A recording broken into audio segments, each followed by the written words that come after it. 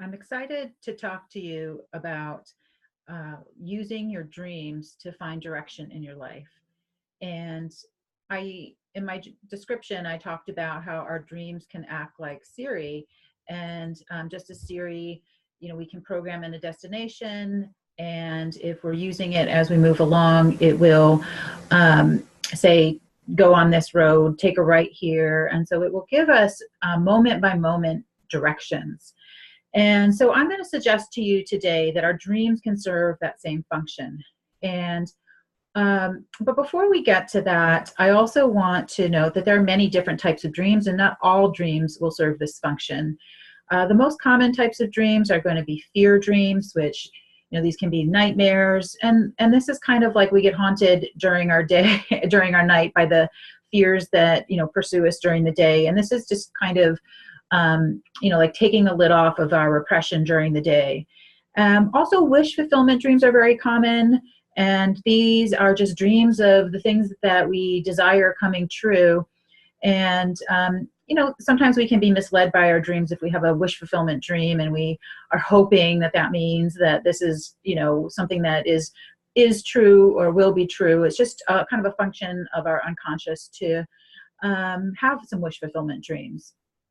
And so when we start talking about emotional release dreams, this is, again, kind of this idea that as adults, we have this idea that it's childish to feel jealous, or, to cry like a baby, or to, feel shame, and all of the normal human emotions that we may have some criticisms of ourselves for can come out in dreams. And this can be actually very healing, and particularly I think that in therapy, for example, we think of emotional facilitation as one of the major goals and outcomes of therapy. And really, one of our main ideas is that you have to feel it to heal it. So we do believe that this emotional release, even in dreams, is going to be healing.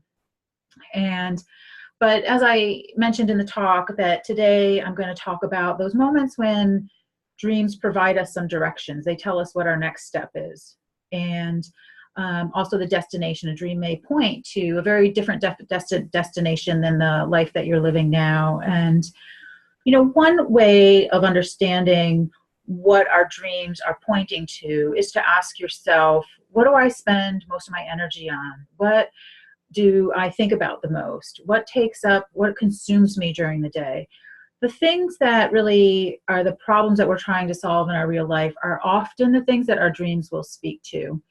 And even if you were to write down the top 2 or 3 problems that you're trying to solve, or where most of your energy goes during the day, we could guess that your dreams will be responding to those things. So, for example, if you were in a job and it wasn't much of a problem for you and you were happy with it, but you were really disturbed by some things going on in your relationships, your dreams would most likely speak to some new directions for those relationships.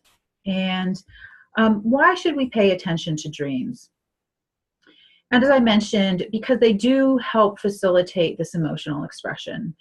And again, we can expect our dreams to really address where is your energy going during the day. Your nighttime dreams are going to try to address that. And so, for example, Carl Jung, a psychologist, uses the word compensation to describe what often is happening in our dreams.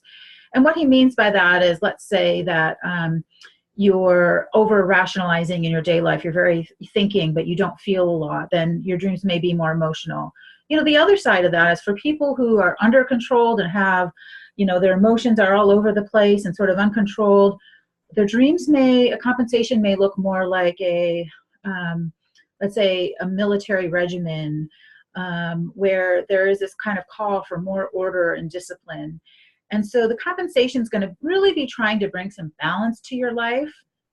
In ancient traditions, dreams have been thought of as the secret wishes of the soul. And this is a little bit different than the wish fulfillment, in the sense that, kind of what is your passion and what is your purpose, and those secret things that we want, that we maybe criticize ourselves for or doubt ourselves for, or don't have the courage to go for, or don't have the discipline to pursue, our dreams will try to show us a pathway to those secret wishes of the soul. And to in the ancient traditions, it was thought that this would bring about good health and vitality and good fortune. So it was thought throughout most cultures and ancient times and across the world, dreams are thought to be can be powerful and healing. Whereas it seems like in American culture, the really dominant belief is that it's kind of our neurons firing at night and it's just kind of random garbage that's just needing to be discharged, or remnants of our daytime just kind of, finding their way out, making meaning of, consolidating, getting rid of.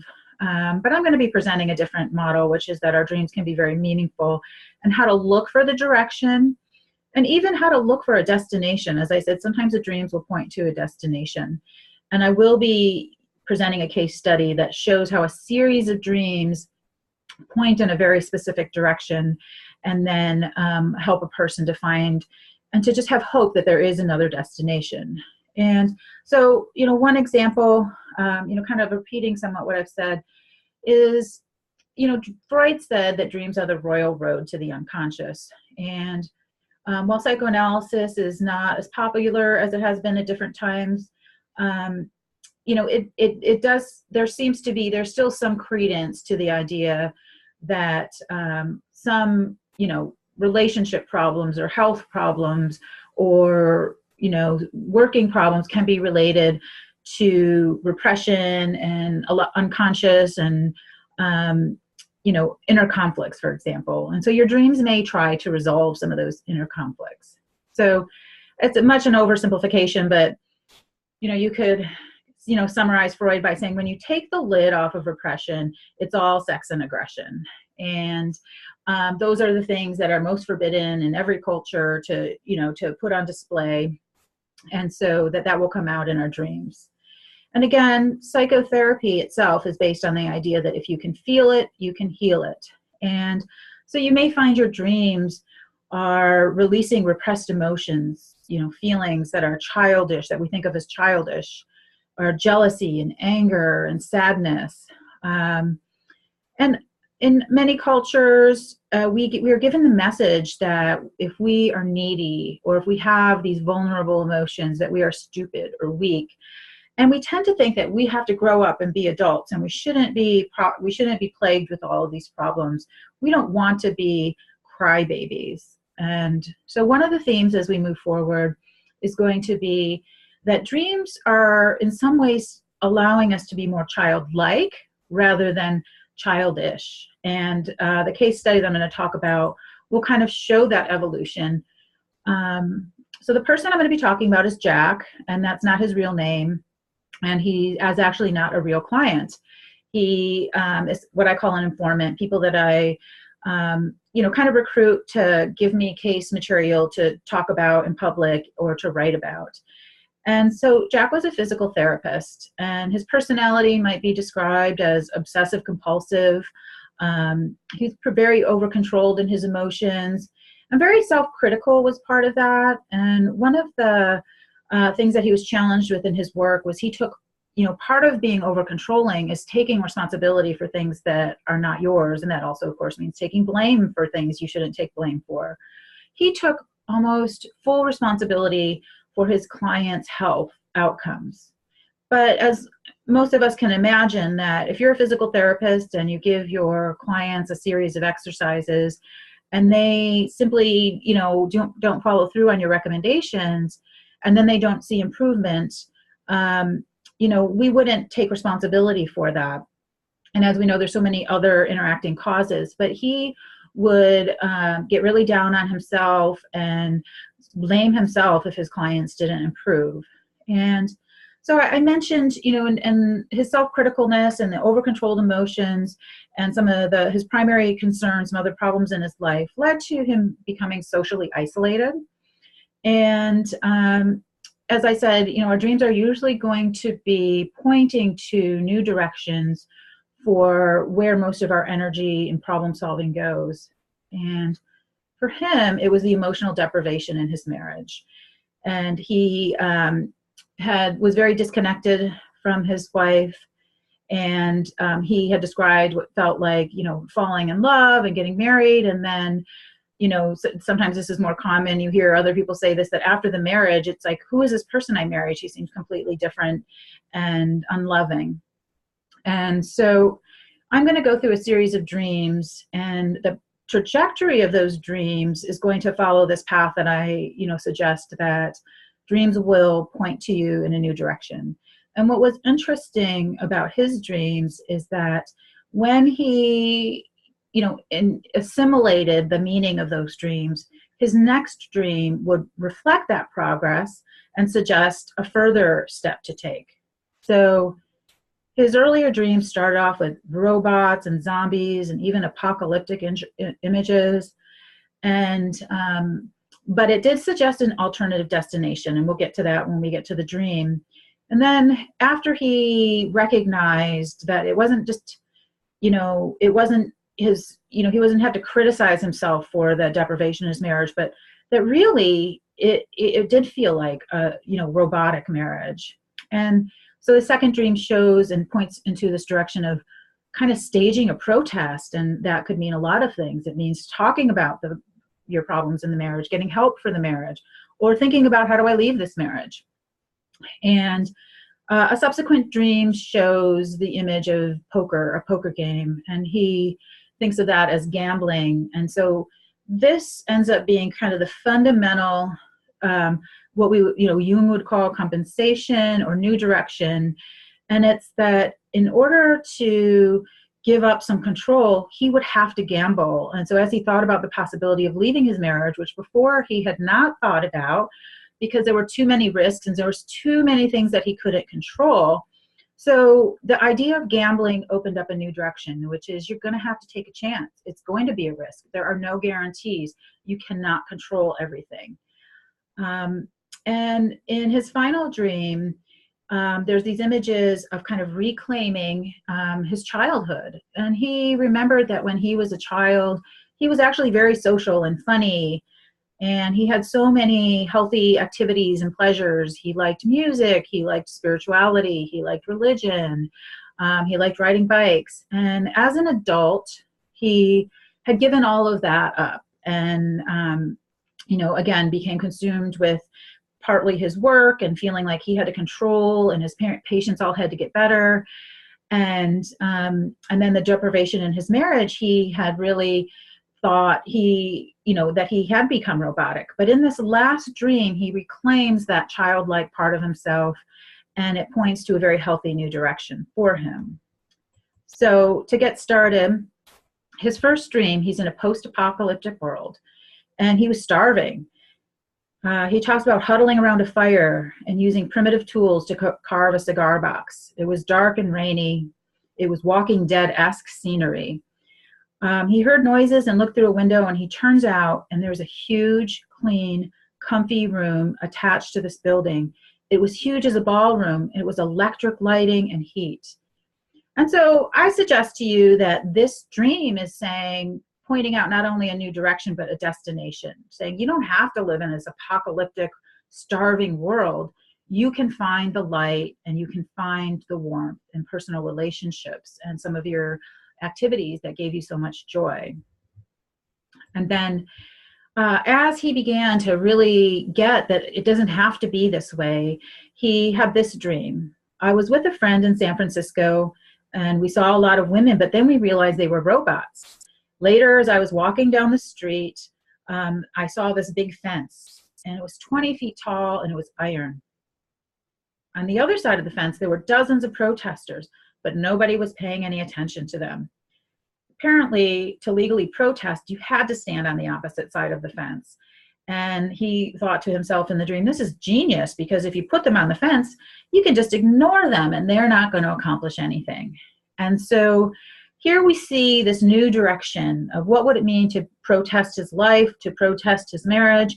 It would mean to begin to have direct conversations about his dissatisfaction. It would mean, in his case, exploring his options for divorce, finding out and doing that research. And so, and then in the third dream, this is so simple. And it's one of those dreams that if you were to have it, you might wake up and think, ah, no wonder they say dreams are totally meaningless. This is just, so silly. It doesn't mean anything about my life. And in this dream, it was just very simple. It was three guys from Full House, and by that he meant the TV show, kind of a show of buddies who are raising kids together. And they were sitting at a round table playing poker. And his association to this dream was that it reminded him of gambling. So this ends up being a very profound new direction for him.